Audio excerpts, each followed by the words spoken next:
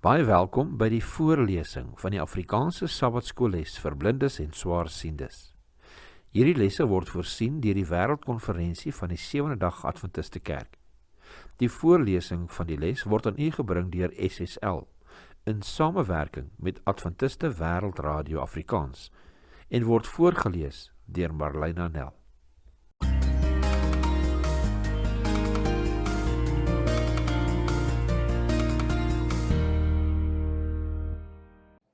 Sondag 12 April, die ou vas wat hoogmoed het. Trots, oftewel trotsheid, eie waan of meerderwaardigheid, hoogvaardigheid of hooghartigheid. Waaraan laat hierdie jou dink? Dalk 'n neerhalende politikus of dalk 'n ryk of beroemde persoon met hul spoggerige lewens of selfs 'n pronkende pou.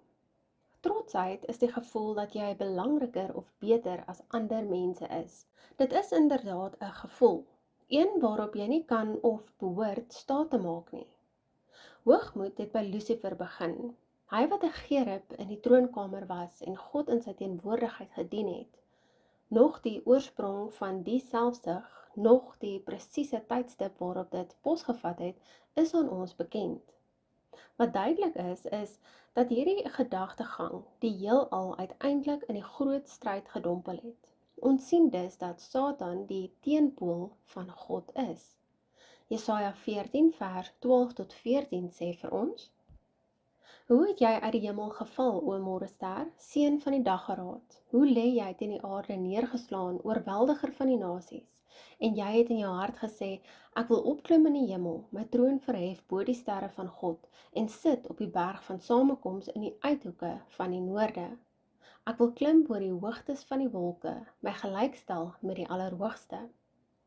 Filippense 2 vers 5 tot 11 lees soos volg. Want hierdie gesindheid moet in julle wees, wat ook in Christus Jesus was. Hy, wat in die gestalte van God was, het dit geen roof geag om aan God gelyk te wees nie, maar het homself ontledig deur die gestalte van 'n diensknegt aan te neem en aan die mense gelyk te word. En in gedaante gevind as 'n mens, het hy homself verneder deur gehoorsaam te word tot die dood toe, ja, die dood van die kruis. Daarom het God hom ook uitermate verhoog en hom 'n naam gegee wat bo elke naam is, sodat in die naam van Jesus sou buig elke knie van die wat in die hemel is en die wat op die aarde en die wat onder die aarde is. En elke tong sou bely dat Jesus Christus die Here is, tot in heerlikheid van God die Vader. Filippense 2 vers 5 tot 11. Sedert Satan twyfel in Adam en Eva se harte gesaai het, stoei ons wêreld met die gevolge van sonde.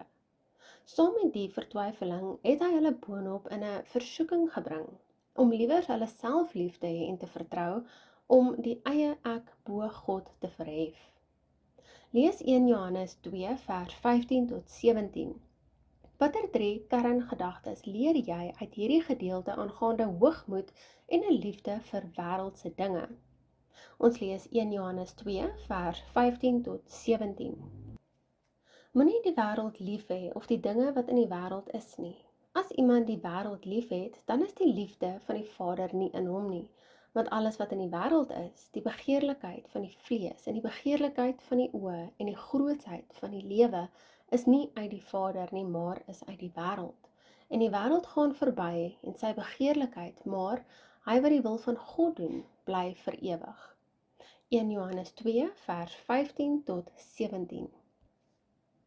Kan trots, dalk hoogmoed of trotsheid ooit 'n positiewe ding wees? Let hier op die onderskeid in Afrikaans tussen trots en trotsheid.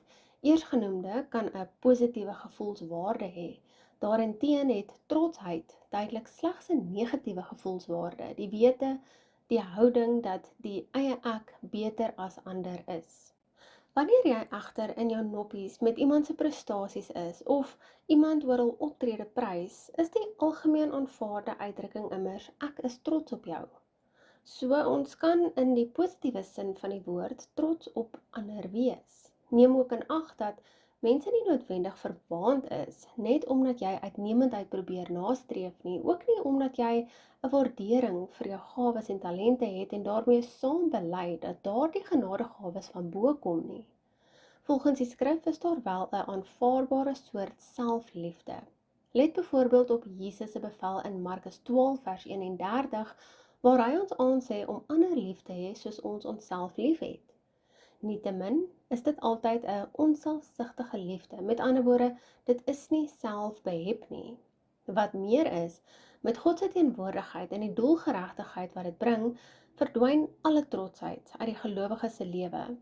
1 Timoteus 3 vers 1 sê vir ons, dit is 'n betroubare woord. As iemand na 'n opsienersamp verlang, begeer hy 'n voortreffelike werk.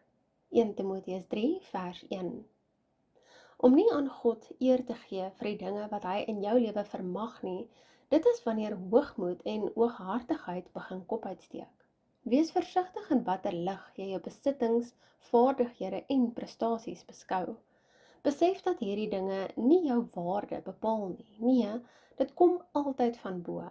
Alles waaroor ons beskik, selfs daardie dinge wat ons in die versoeking kan bring om verwaand te wees, kom in elk geval slegs van die Here. Dit moet ons voortdurend in gedagte hou. Vra jouself af, hoe hooghartig is ek in werklikheid? Op watter wyse beïnvloed die verwaandheid wat ek koester my bande met God en ander?